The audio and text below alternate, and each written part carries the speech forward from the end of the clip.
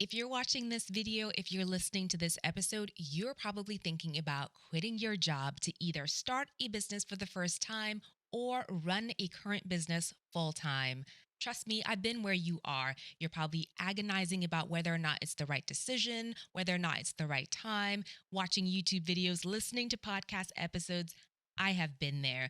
I used to work for Wall Street powerhouse Goldman Sachs and left my role as a vice president to launch my consulting company, as well as this She's Off Script digital media company. Today, I'm going to be sharing 5 tips that you can use to put together a plan to quit your job if that's what you want to do. Right now, we're in a period called the Great Resignation. According to the US Bureau of Labor Statistics, in July 2021, 4 million people quit their jobs, and that has left a record 10.9 million job openings. And this is a phenomenon that's really impacting a lot of industries because people are just over it. They're quitting left and right. In fact, this summer, if you've been listening to this podcast, you know that my family moved from Dallas to Seattle.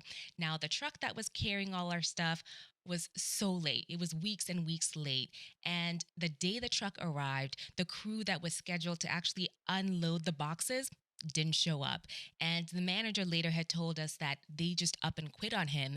And this is an issue they're facing is if people don't want to do the job, they are up and quitting. In fact, I was just talking to a friend who's a senior manager at a well-known company, and he was mentioning that there's also a trend of people interviewing, getting an offer letter, and then ghosting after they sign the offer letter, just saying, I think I'm just going to go travel and backpack across Europe.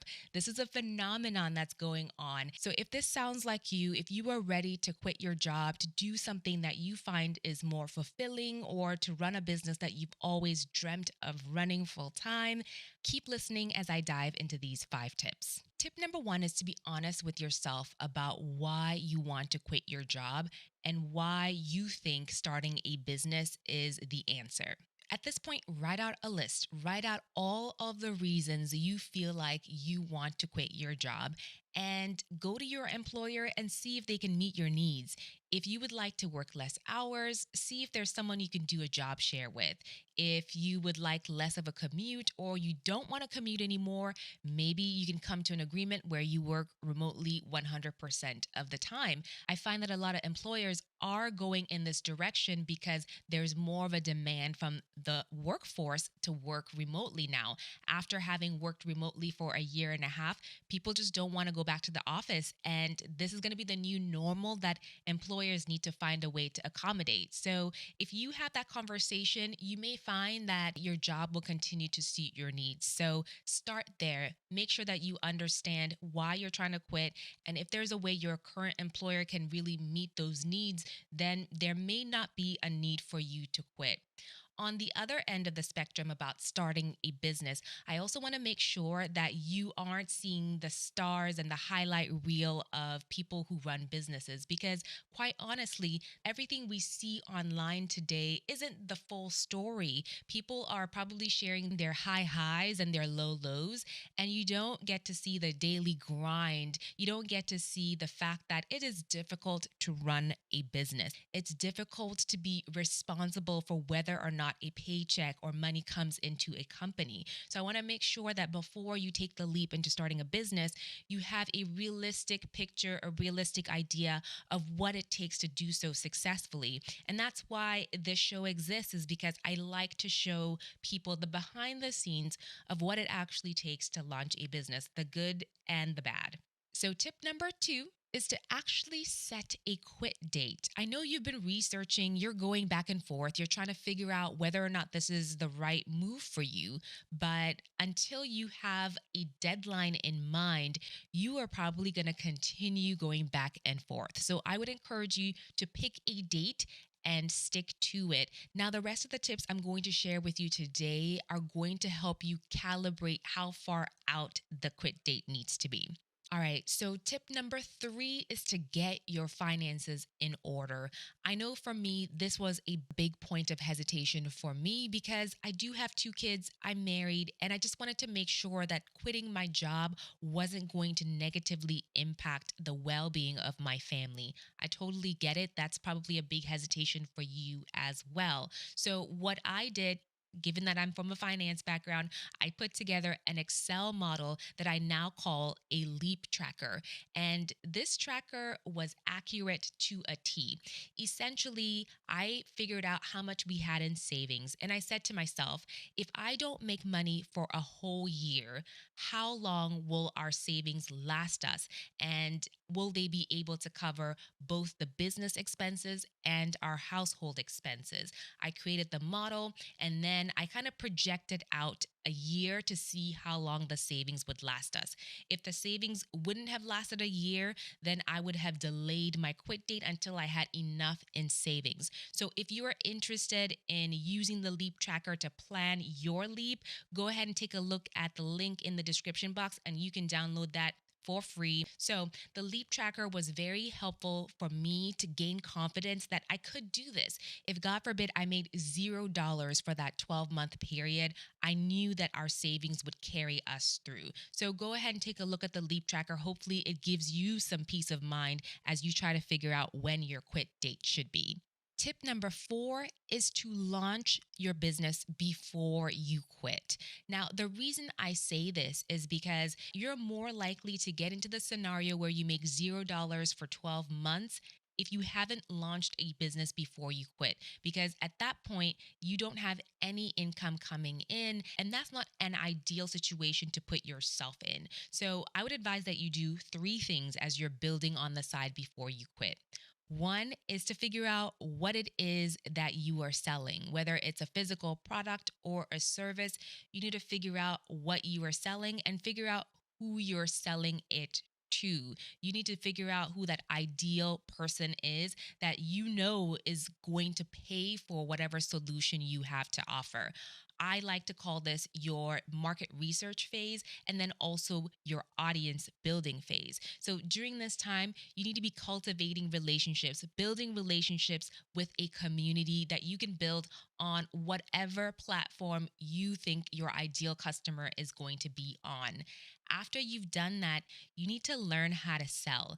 If your 9 to 5 isn't in a sales type of role, you're probably going to need to teach yourself how to sell because as the owner of a small business, you are a salesperson. You need to be able to communicate the value of your product or service. You need to know how to talk about what you do, what you sell constantly, and get comfortable with doing that. Because as they say, closed mouths don't get fed. So you need to get comfortable with doing this before you are backed into a corner and have to do it in order to survive.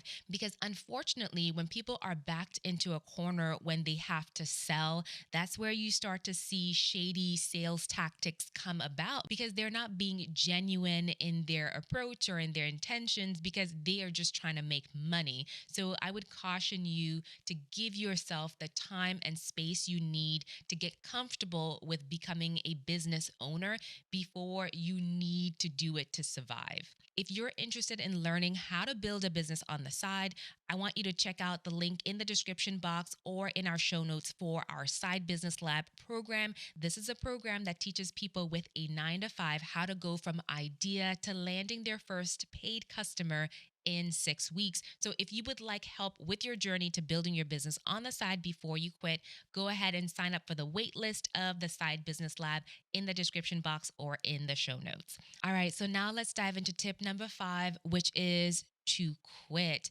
Now, this was another source of anxiety for me because I wasn't sure how to go about it, what to say. And for this one, I want to make sure that you consider a couple things. If you are further along in your career, if you have a senior management role, if you have a lot of responsibility, chances are it's written somewhere in your contract that you need to give more than 2 weeks worth of notice before you quit your job. So make sure that you look into that so you know what your company is going to be expecting from you when you quit. The other side of the coin, though, is if you are someone who has access to sensitive information, they may end up asking you to quit that day. Depending on the company you work for, they'll probably pay you for 2 weeks, but keep that in mind. For me, I gave 6 weeks worth of notice because I wasn't going to another company. And also, I knew that my quitting would put the company in a difficult spot because they were growing, they were extremely busy. So I wanted to give them as much time as possible to start the process of finding a replacement because, quite frankly, 6 weeks wasn't going to be enough time for them to find a replacement, but it gave them some cushion. So that's the first thing. Think through the timing of your notice period so you're not caught by surprise. The second thing to think through when you're actually having the conversation about quitting is you're probably going to get questions about where you're going, what you're doing next, and it's entirely up to you about whether or not you're comfortable sharing that you're either quitting to start a business, you're quitting just to take a break, whatever it is. Be prepared to start answering questions about that. And you may put together a diplomatic response about the fact that you're just not going to be sharing where you're going next. The other thing to note about the actual quit conversation is to make sure you don't make it personal. While your manager and the fact that you may or may not get along with them may be part of the reason you're quitting, I would encourage you not to make your quitting about the person. You may volunteer if you want to. You are not obligated to. You may volunteer what you are looking to accomplish outside of the company, but once again, you are not obligated to do that. And then, of course, the timing of your quick conversation, it's always ideal to do it on a Friday so that you can either be escorted out immediately into the weekend, or you can give people a chance to mull over everything that's going on over the weekend. When you come back on Monday, you get a little bit of a fresh start to think through how you're going to work out your notice period. All right, there you have it. These are 5 tips I know you will find helpful as you plan to quit your job to start a business. Let me know in the comments if you have quit your job, and also if you found any of these tips helpful, let me know in the comments as well. All right, there you have it. Thank you for coming back to another episode of the She's Off Script podcast. Don't forget to subscribe and hit the notification bell so you don't miss our next episode. All right, we'll see you next week. Bye.